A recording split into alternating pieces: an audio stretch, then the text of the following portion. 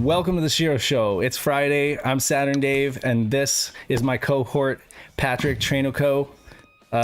He goes by a lot of different aliases, but we'll just call him. We'll call him Late for Dinner. Welcome to the SHIRO Show. If you've joined us, you don't get that one. If you've joined us, did you get the Discord link fixed? Somebody said that they couldn't get into the Discord. I put it in the chat. All right, cool. Yeah, that should be good. If you guys have problems with that, I don't know. It's the latest and greatest. But yeah, so we're streaming a Dreamcast game today. We've got Derek A-Team in the chat. He's going to be going through it with us, and that's super, super exciting. You also got the C Nguyen in the chat. Yeah, we've got a few people, right? Last I checked. Yeah, got those two guys chilling out. Awesome. So yeah, let's bring up our browser and let's get into the news. Let's do this. Do we got Nick? No. We don't have Nick? Oh, okay. No. All right. Well, then I will. Sad. Let's see. I guess we'll just tag team this.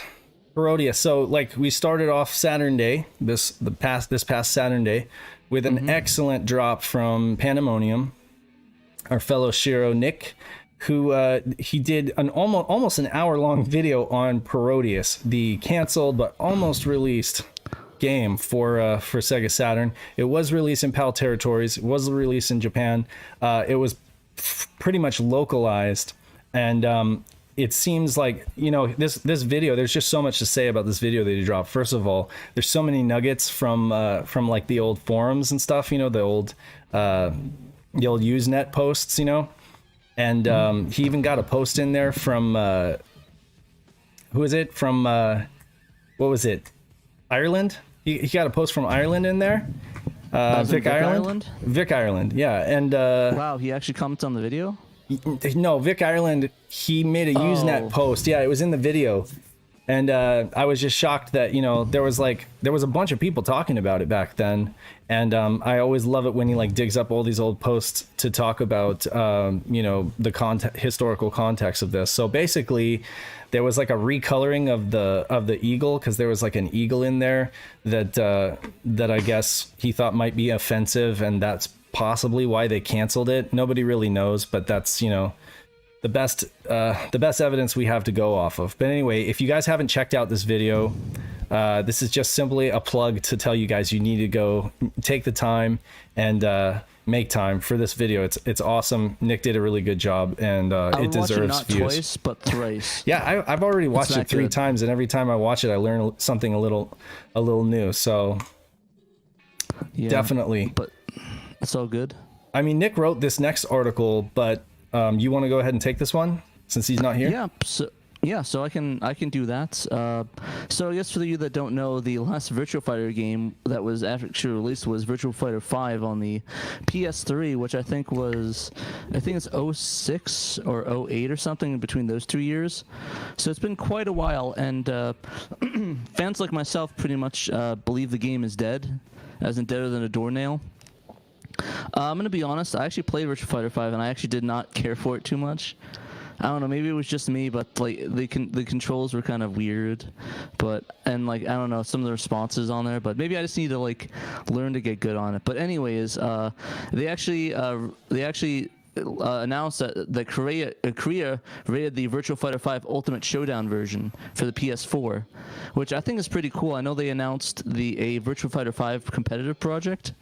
So everyone assumed it was a new game or something like that, but I mean, this might be what that is, though. It's just a Ultimate Edition for PS4, or it could also potentially mean that this could be like a holdover until they get the Virtua Fighter 6 out, but we don't know.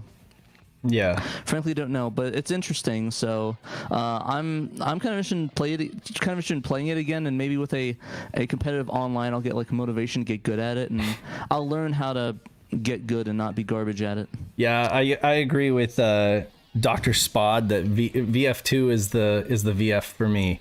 I'm not a big into Virtua Fighter. When 3TB came out for the Dreamcast, that kind of like turned me off to it, and then it's like I would see it in the arcades and be, you know, wowed by the graphics and stuff, but I never really got back into it. It's honestly like a thinking man's fighter. Like I admit that it's way out of my depth, or I'm way out of my depth when I'm trying to play Virtua Fighter, because you can get deep into like the move sets and stuff like that, and how to block and how to attack. It's just not, I'm like a button masher when it comes. I'm like, I hate to say it, but I did really well at Tekken, like Tekken 3. Me and my brother would play that a lot, and Dead or Alive even. Dead or Alive is an awesome and fun game. And I mean, it's all about it's about those combos, dude. You gotta learn. Seriously, I mean, I acknowledge how great. I acknowledge that it's a great franchise, but it's just beyond me. It's always been one of those games. Actually, if you really want a good Virtua Fighter experience, you should definitely play Dead or Alive, because they have more Virtua Fighters in there than any game in the last 10 years. Yeah, like the newer Dead or Alive? Yeah, or I think the last one had Kira in it. I can't remember if I think Jackie might have been in the latest one, but I could be wrong. Yeah, I don't know. But yeah, SSG said DOA's top tier, yo. Yeah. And I agree. I'm also garbage at that one. My game is Smash Brothers, sadly, so I'm well, cursed with being a great Smash Brothers player. Melee, Brawl, the latest one? Smash 4 and Smash 5. Got it. I was big into Melee back on my GameCube, and did play some Brawl on the Wii, but like I haven't been into Smash for years. Yeah, I know Nick is big into it as well, so we'll have to have a SHIRO celebrity, like a celebrity Smash match. Yeah. It'll be me and Nick versus a bunch of other people, and we'll see how far we can get. Dude, that would be awesome. That's all cool right. for sure, but yeah. Well, Peter, was this Peter's post, or was it you? No, it was Peter's post. It was Peter's post. Okay, yeah. So, Steam Hearts. What can I say? I mean, it's the best titty shoot 'em up or tit 'em up. Actually, I think somebody commented that it's best titty shoot 'em up on the Saturn. Yeah, and I stole that. Shouts out, stealing your comments. Imagine if you could cure the C virus that we're dealing with this way. Like. I think when we went on lockdown, people got really horny anyway.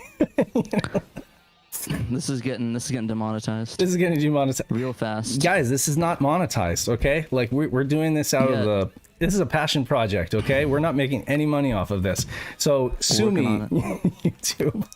No, but seriously, Steam Hearts is weird. I'm not gonna lie. Like, it kind of takes me out of the whole, like, it's a great shooter, don't get me wrong. I mean, it's not the best shooter on Saturn, but it's like you're playing these shooting levels and then you're watching like a hentai, and I'm just like, I don't know why, but I feel really weird right now. Like, it's just two totally different mindsets. Yeah, to be honest, I mean, you could do the same thing, just pull up a game of Gradius, and every time you die or beat a level, just watch like 5 minutes of a hentai or something. Right. But I think the funniest thing is on the TurboGrafx 16, it's uncensored, and on the Saturn one they actually remove the nipples. Yeah.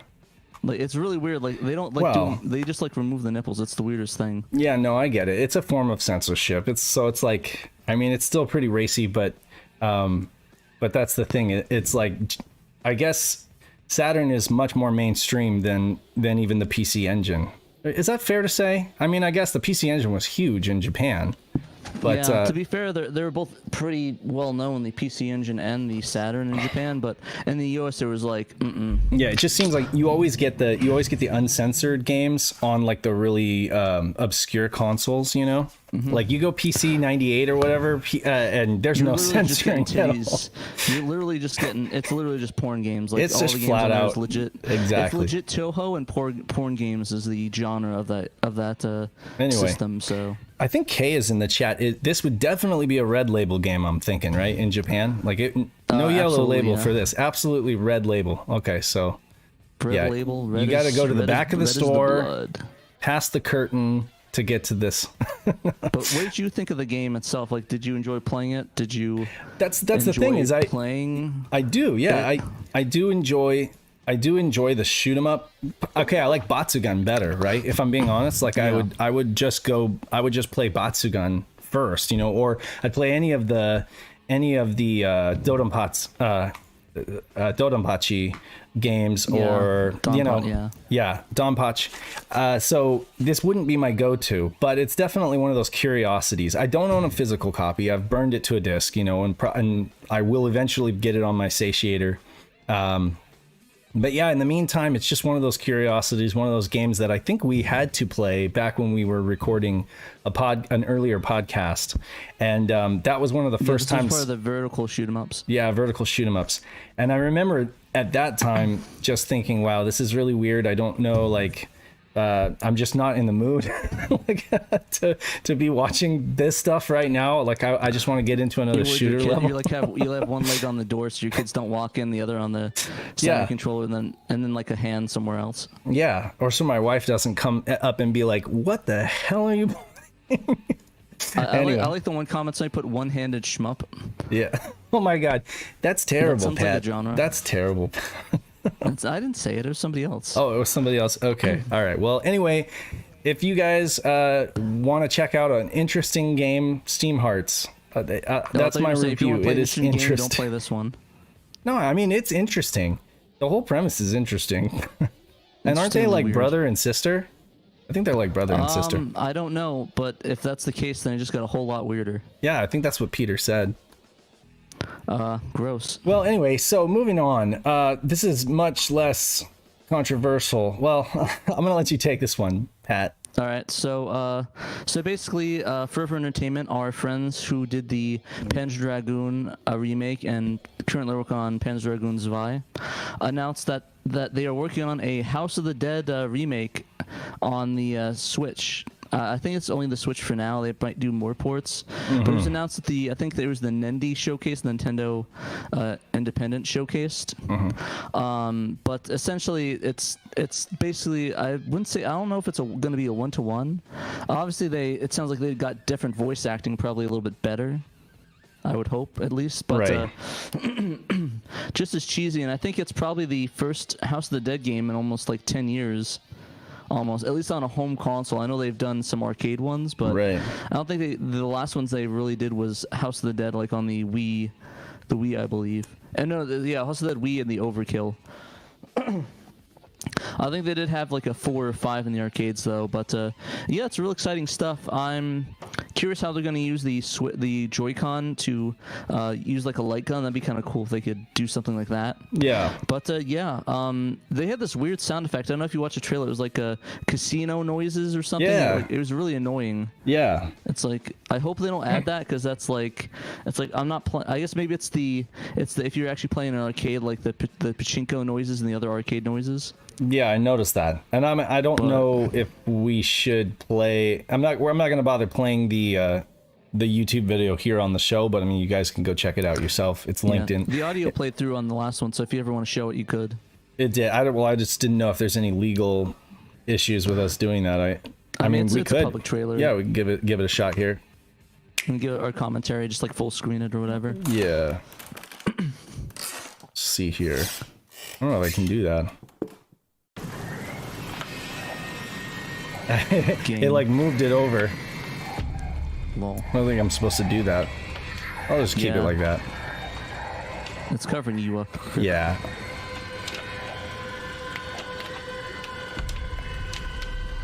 Yeah, we're reaction video. We're gonna do the faces. So get ready, guys. Is the audio coming through? Not for me, but I imagine it's coming through for everyone else. Alright. Yeah, we need to start screaming, making dumb faces. But yeah, it's this weird pachinko sound. I don't know why they're adding that in there. It's weird, but I do like the voice acting. That's pretty cool. I'll be quiet. I didn't think you could make it this far. However, this is it. Let's see how good you really are. Yeah. Yeah, it's got the... Yeah.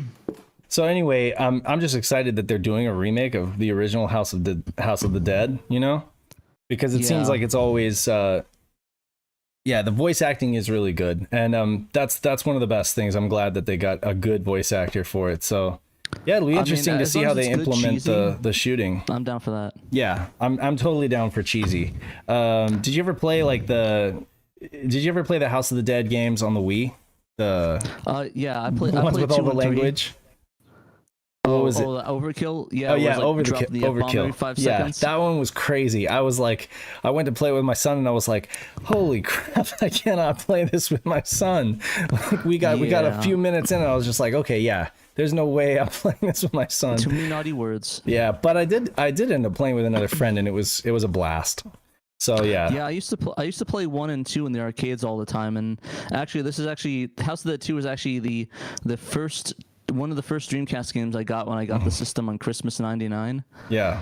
Like, it was that game and Sonic Adventure. Those are my 2 favorite games of all time. And even though they were my only 2 games for the longest time, I played the heck out of them. Like I must have beat House of the Dead 2 so many times, so many cheats. Like I think the grenade launcher is my favorite. But I hope they have stuff like that in the game where you can like get the bonuses, like the giant bullet blow, or like the grenade launcher, or the shotgun.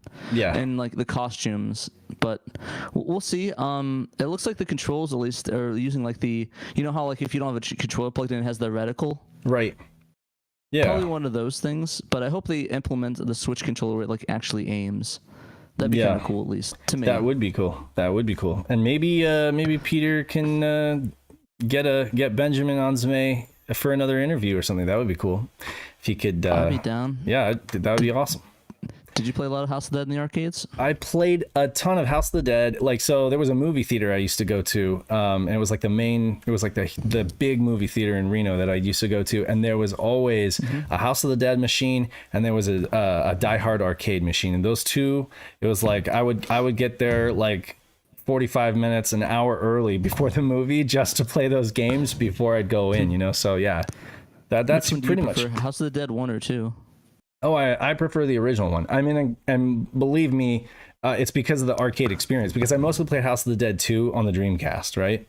By that time, I wasn't, I mean, like, let's be honest, by the time the Dreamcast dropped, I really stopped going to the arcade nearly as much, because the Dreamcast really was like the arcade at home, I mean, I know the Naomi's a little bit more powerful, but it basically felt like the arcade had finally come home. So playing the Dreamcast at home, I just didn't go to the arcade as much. But House of the Dead 1, I played a ton of that in the arcade, and so I have really fond memories of that. So yeah, definitely House of the Dead 1 for me.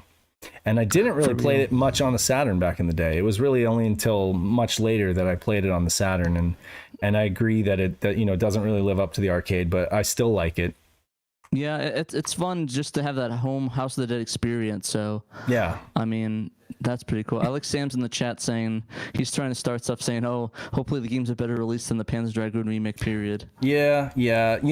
Hopefully they do actually take a little bit of from that experience, because the whole pandemic started, and it's like they released it early, and I almost kind of feel like they jumped the gun on that, maybe on purpose, just to give folks something, maybe they just figured like this is a good time to release a game because everybody's locked up at home, and I think we all kind of agree that it wasn't truly finished, and so that initial impression was really hard to get past for a lot of folks. Even subsequently now, it's like you can only make a first impression once, so hopefully they really take their time on this and they just get it to where it feels right, and then release it, and then it'll be perfect. It won't be like a rushed launch kind of thing or anything. Yeah, I actually didn't really mind the first iteration of it. It wasn't a bad game. Right. I mean, I played a couple times. It was pretty good for what it was, but I don't know the ins and outs of the original Panzer. Sure, but the problem is nobody's going to take it on its own merits. Everybody's going to be comparing it to the original, and the same is going to go for this too. It's like, yes, if it's an original IP, people are just going to take it on its own merits, but it's impossible to ask anybody not to compare it to the original. So yeah, I think that I just think that people are not able to be unbiased in this case. If they've played the original and they have fond memories of it, they're really going to want them to do justice, and they're going to want the controls and everything to just feel as good or better, rather than. But anyway, that's just me. We're living in the times of update patches, unfortunately, and that's just how things work today. It's not like you have one chance to get it right, minus code revisions, disk code revisions, which were rare, but it's not like you have one chance to get it right and you have to bake that onto a disk and that's it, So it's like if you're on the PS3, you're gonna have to. Apparently, a lot of the patch servers are going down for that. So I know, isn't that crazy? Rip Skyrim. That's gonna be a mess. Man, yeah, a lot of these games where it's like even if you have a downloaded copy, you don't really own the full game because you're not gonna have like all the DLC and all the patches and everything like that. Yep, but let's just hope that they get it pretty good on the first try, which I'm hoping they do. Yeah, I think that people have the ability to learn from their mistakes, or at least learn from previous experience, and so hopefully, with all the feedback they got, they're going to take that to heart. Fair enough. All right. Did you want to move on to your awesome interview with Walfrido Abejón? Right? Abejón, yeah, Walfrido Abejón. So he goes by Miss Salon in some of the in the servers like Sega Extreme, a couple different names. But Walfrido. So I reached out to him about this game, Noah and the Poohloudies. This is a discarded PC prototype that he developed back in 2016.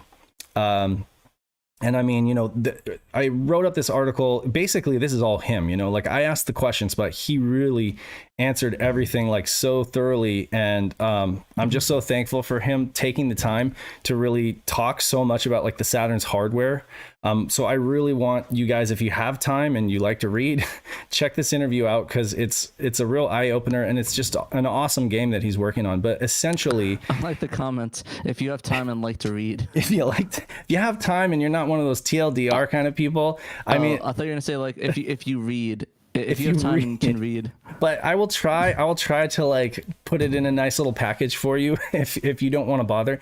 So basically, back in 2015, Walfrido, or under Rainy Night Creations, so he got started just kind of making games in his free time when he picked up on SDL, which was Simple Direct Media Layer. It's like a 2D graphics library, and he was just started out making Pac-Man clones, but with a twist. So he'd make it kind of like Pac-Man, like Solid Snake, where you're sneaking around the ghosts and stuff like that. So that was kind of interesting, and basically his favorite developers are Japanese devs. He basically said Nintendo, any Nintendo game is a masterclass in game design, and I would agree because they just nothing's ever good enough, and they just they're always kind of going back to square. That's one thing that I really appreciate about Nintendo games, even as a diehard Sega fan, is that they just take so much time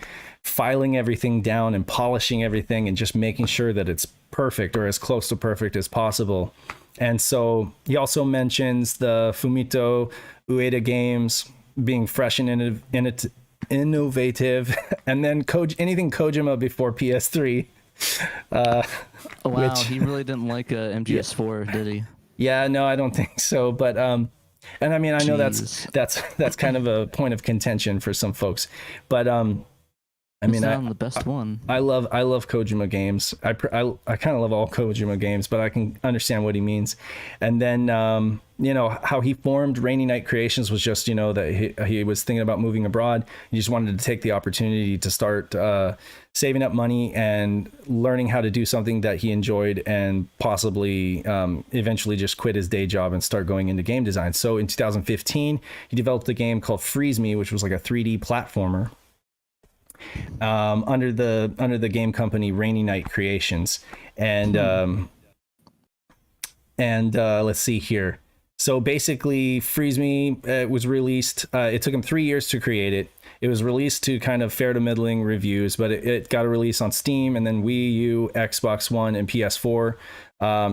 He was scrapping every single build almost every week because there were problems, and he was working in Unity, Blender, and programming in C#.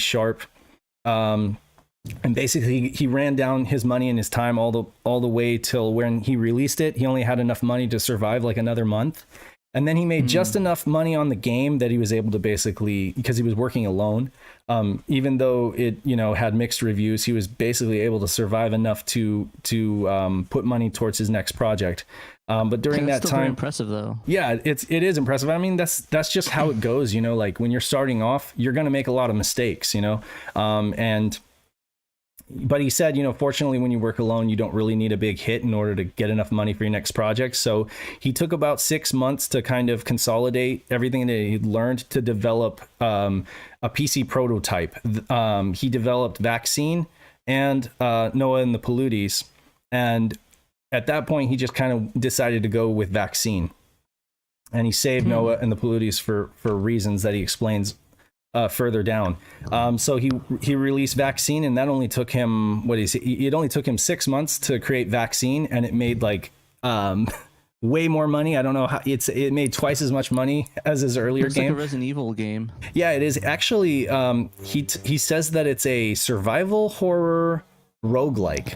So it's interesting. It does kind of like put a twist on. Yeah, it's on Wii U, Steam, PS4, Xbox One. Later, it got a Switch port. So. And so he's really big too on like porting to multiple platforms, which I've noticed is the case with Noah and the Poohloudies as well. He's currently working on Innocence Island and plans to release it in 2022. You can check out this. This is not a trailer by any means, but it is just simply like a demonstration. Tech demo, yeah. Yeah, tech demo. It looks really cool. One thing I noticed is that he's very focused on like visual elements and just like design philosophy, making sure that the gameplay is varied and that it continues to ask people to do different things, you know, so that it doesn't get boring. I guess that's, you know, the biggest tenet for him of good game design is just avoid repetitive gameplay and try to use introduce new challenges, new weapons or new items that will force the player to solve puzzles in new ways. I have somebody asked, is any of these physical or are they all digital releases? That I don't know. I think digital. I think these are all digital. Yeah, he is an independent developer, and I think that you know, he didn't have the budget to or the publishing, you know, to none of these had like a publishing deal for like a physical. Who knows? You never know. I mean, with companies like doing limited runs and stuff like that, maybe someday. But again, they run games. Listen up. Yeah, but I mean, he admits that while he is proud of both projects, neither of them were exactly what he had envisioned. And they were both kind of like, I guess you could say, learning experiences, you know, and he's taken what he's learned and he's moved on. And that's a good thing, you know, so essentially he made this prototype in 2016 of Noah and the Poohloudies for PC. And his original plan was actually to port it to Dreamcast. And what he mostly did in this PC port was he got online play using user-generated maps, and there's a map editor in there. But he didn't really work on fleshing out the story or anything. He just you guys can watch this. I mean, I can probably play it here for you.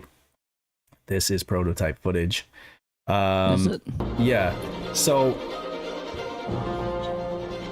you know, he had like a really artistic intro and stuff like that. Wow, that actually looks really good. Yeah. I'm guessing that's not on Saturn though. No, but I mean, it's totally. If he does end up doing a Dreamcast port, it's probably what it'll end up being. I'm just kind of skipping through it.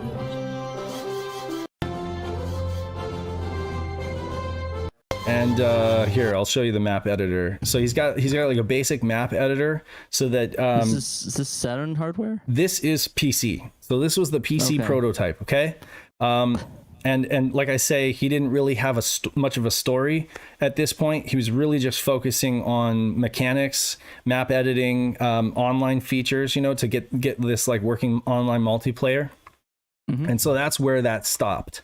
You know, then he went on to work on Vaccine, and then what actually happened was a couple years ago, he saw what it was, like a tutorial for PlayStation. Someone was showing a tutorial for, getting graphics up and running on PlayStation.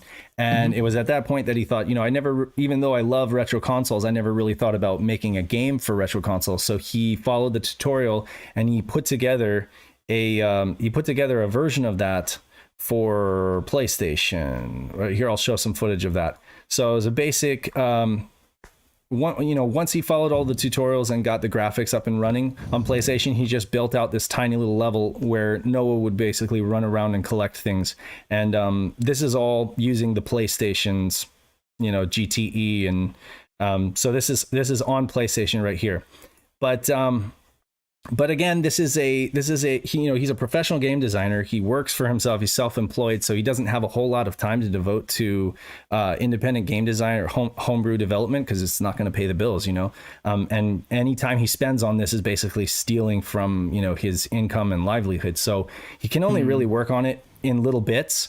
And then I guess the impetus for putting it on Saturn was just that he kind of wanted a greater challenge. If he was going to do something, if he was going to do a project, he wanted a greater challenge, and he wanted to be able to take everything that he learns on Saturn and kind of roll it back into and take all that experience and roll it back into like the PlayStation version, and then ultimately a Dreamcast port. So he does, same as his other games, he plans on making this multi-platform. And he said he even had it running on Nintendo 64 at some point using the official, he was using the official Nintendo libraries. So he's like, I just wanted to see if I could get it to work, but I've stayed away from that. And he probably will not do a release on Nintendo 64 for that reason. But basically he describes it as a Super Mario 64 meets Pokemon meets Tamagotchi. And so, so basically you are this robot, Noah, and there's an imminent threat of a meteorite that's going to strike this planet. And the proximity of this meteorite is causing all of the inhabitant robots to malfunction and attack you. So you're actually supposed to save them. They're the victims, and you're supposed to save them, but they're also your enemies, and they're trying to attack you, but you can't kill them because they're technically innocent. So you have to jump on their heads and acquire and basically absorb them. And you kind of then kill them then.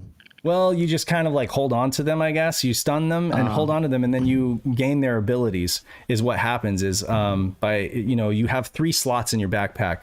The Y button, I think it is. Yeah, the Y, the B, and the C.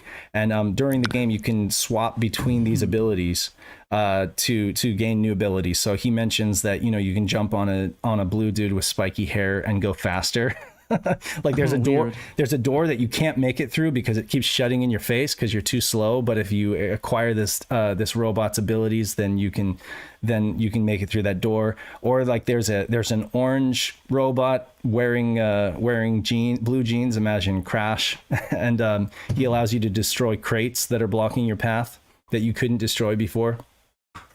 So again, he's very focusing very much on like puzzles and just making intuitive and innovative game design. I will show folks real quick the latest build on Saturn. We'll just skip ahead. I posted this on. Oh, and he's using Ponuts. He's using Libyol by Mark of the Wolves. And he's using Pwn Sound by Ponut 64. So he's using open libraries for this.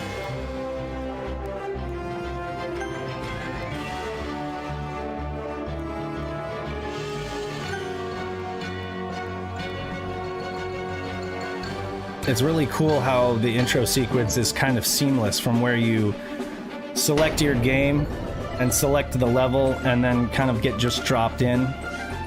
Yeah, it looks really good. Yeah, so basically all of these pickups right here are fuel, and you need a certain amount of fuel to be able to fly to the next planet. So it is important to... Kind of reminds me of Pikmin. Pikmin? Yeah, like Pikmin is a good example. Any like classic 3D platformer, honestly, there's like some Gex 64 or whatever, and there, you could Spyro, there's like, it's reminiscent of that kind of stuff, But anyway, sorry if the audio there was really loud.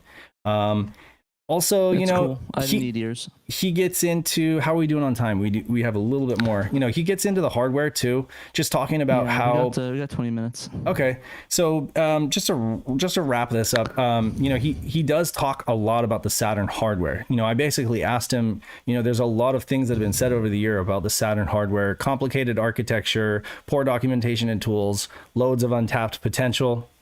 And what he basically goes on to say is that, you know, essentially developers like to think of the Saturn as having the 5 elements, basically 2 SH2s, a DSP, and then the 2 VDPs. And that that theoretically you can get them all working together in harmony to create like stunning games that are, you know, theoretically can push the boundaries beyond what the competitors could do. But in reality, that's just next to impossible, because they're all fighting for resources all the time. You know, they're using the same bus, so there are contention issues. And so he said a good analogy is having like 3 meals to share between 5 people. If you only feed 2 of them, they won't be able to eat it all. And if you attempt to feed all 5, there won't be enough food for all of them. But if you just try to feed 3, that won't be ideal either, because often some components are hungrier than the others, and they, you know, getting the timing right, you know, is very difficult. So he was just saying, you know, in practice, it's just really hard to try to utilize the entire architecture. And so his philosophy is just to kind of minimize and just not even use. He said he doesn't use the DSP at all. And I don't think he uses VDP2. Yeah, so he doesn't even use the DSP or VDP2 at all. Right now, the game is only running on a single SH2, and he says it's about 17 to 18 frames per second, but 30 frames per second will be possible once he's able to get onto a second SH2. And that's going to happen when Fenrir releases a firmware update for that Wi-Fi module, so that he can quickly send builds back and forth to his Saturn. Because right now he's basically saying using emulators isn't exactly, you know, it's a good overall picture, but it isn't exactly, you know, it can't beat the real hardware testing. You can't beat real hardware. It's not going to tell you exactly what's going to happen once you get it on real hardware. And then also, you know, when it comes to burning CDs, every time you change a line of code and you want to see if there's an improvement, you can't just be burning a CD every time, right? You know, so it's just going to differ. Well, really, the Fenrir Wi-Fi module is going to be huge for this, and I've heard Night of Dragon talking about this. I can see why developers are excited about that, because he's like, I'm going to be first in line for that when it drops, because it's going to just change his workflow. You know, he shouts a lot of the folks in the Sega Extreme forums, you know, like XL2, Ponut, VBT, you know, and, you know, just to round this up, I asked him, what does he think of the future of Saturn homebrew and the homebrew community? And, you know, he had nice things to say. He said he lurks in most of the homebrew communities on several different consoles, and the Saturn community seems to be one of the healthier and more inviting, welcoming communities out there. And that there's a lot of knowledgeable people that love to help out, such as XL2, Ponut, Mark of the Wolves, Fafling, etc. He says it's the only homebrew community where VBT is present. Wink, wink. In addition to the emulators getting better and accurate, there's several SDKs to choose from and a plethora of hardware to help you get homebrew projects up and running easily. So it's only going to get better moving forward. So it's just really exciting. I'm really, really great, and I put all of his contact info and developer info for you guys, awards that he's gotten. So good stuff, and thank you so much, Walfrido, for just being so being so thorough in your answers, and just giving us so much information, because this was an excellent read for me. I read through this a few times because I was just like absorbing everything you said. So definitely excited about this game.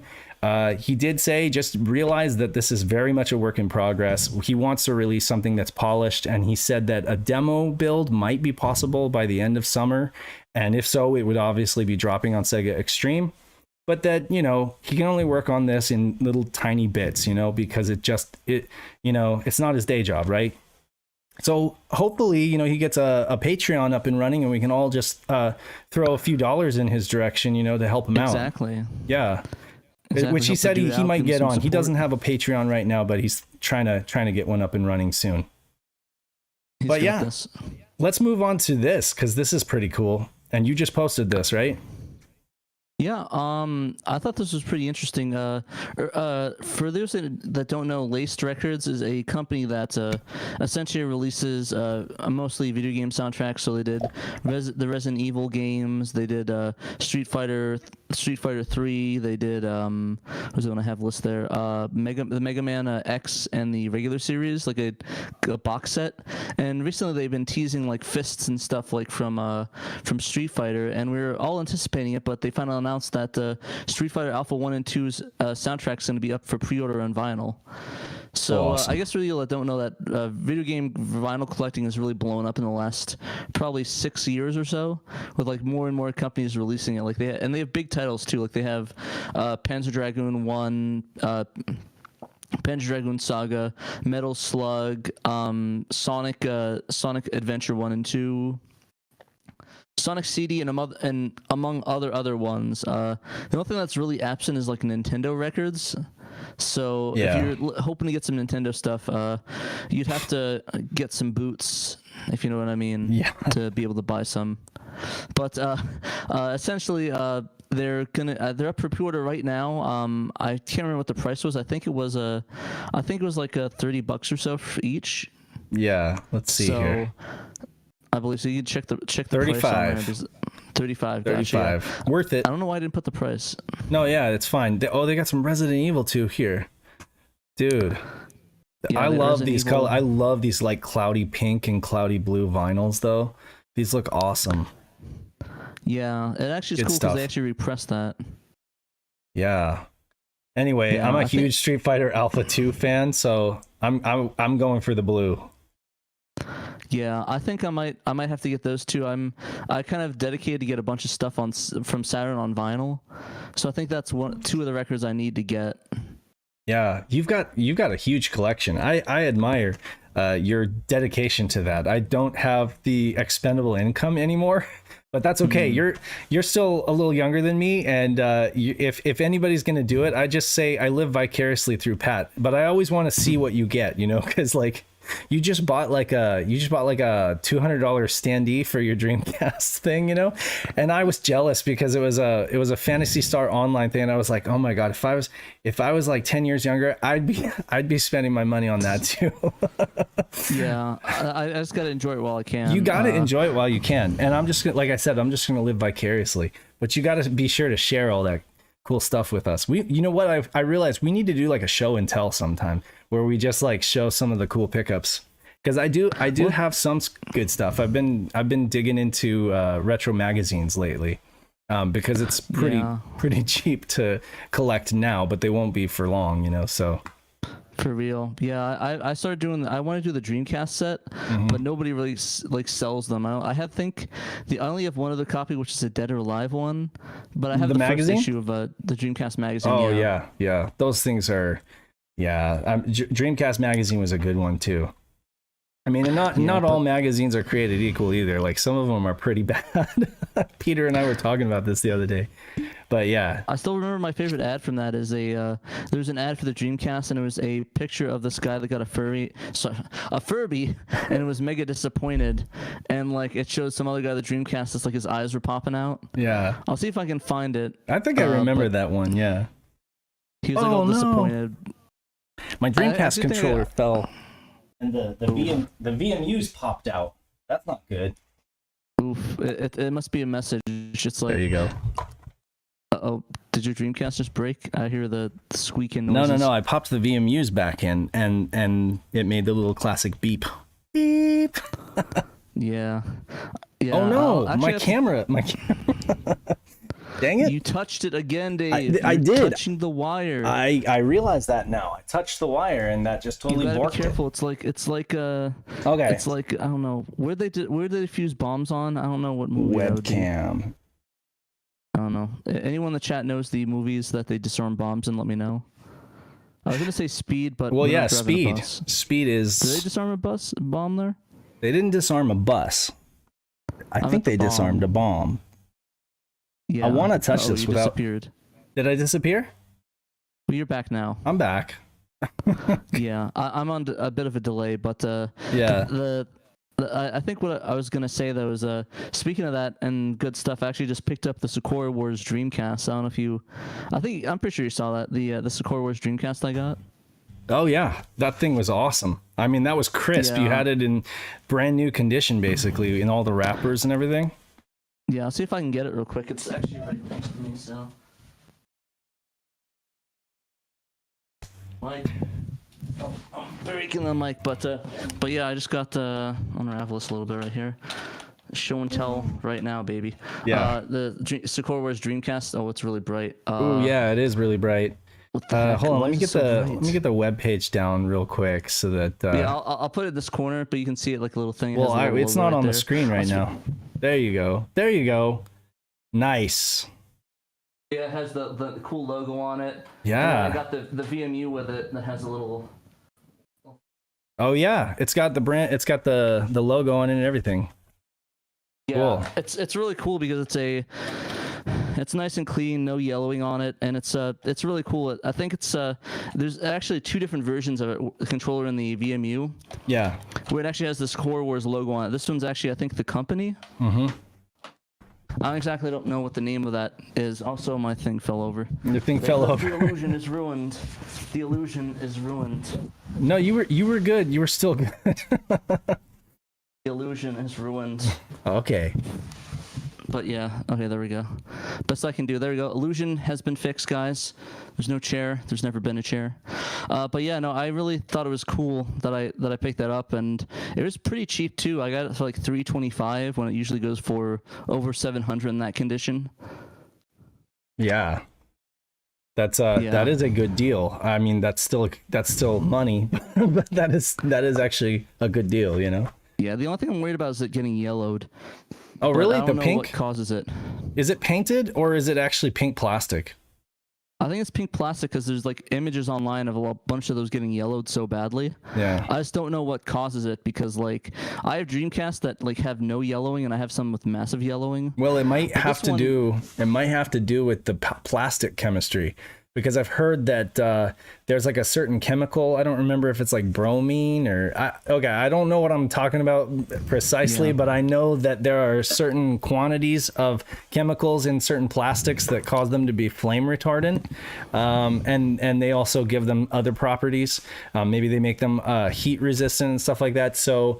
Or maybe they're designed to just keep them from getting brittle, but it's like those quantities of chemicals in the plastics can definitely cause them to oxidize faster or whatever. James in the Discord server, James of Mercia, am I saying that right? He's huge modder in the UK, buys up huge lots of consoles, and he does the whole retro brighting thing, and it seems like he does a good job at it. I don't really know, like I wouldn't be putting my console out in the sun because the sun is just brutal, but I can understand doing it in the box with the LED lights, you know, the ultraviolet I think the lights. biggest thing though is that a lot of the times it will come back over time. Yeah, So, I like, guess. it won't be like a temporary fix. That's sort of what I'm worried about because I wouldn't have be- the candy cap and I want to retrobrite that. Like, I wouldn't be worried about it coming back if it just means you need to do another retrobyte. I would be worried about it compromising the integrity of the plastic. Like, if it causes the plastic to become more brittle, then I would be worried about that. And like my Dreamcast is nice and yellow and I don't care. I mean, it's not like cigarette smoker yellow, but it's yellow, you know. Was that your old cigarette smoking days, Dave? That's my non-existent cigarette smoking days. Oh, I don't want to touch my camera. See, now the controller cable is like so close to my camera cable, and I don't want to mess with that. So close. You like get frozen in time like Dio. Well, can you unmute Derek so we can have him join us and talk about? Be He's unmuted. Okay. I'm right here. Hello, You're right hello. there. Hey, the man of the hour. I'm gonna switch over to our gameplay setup.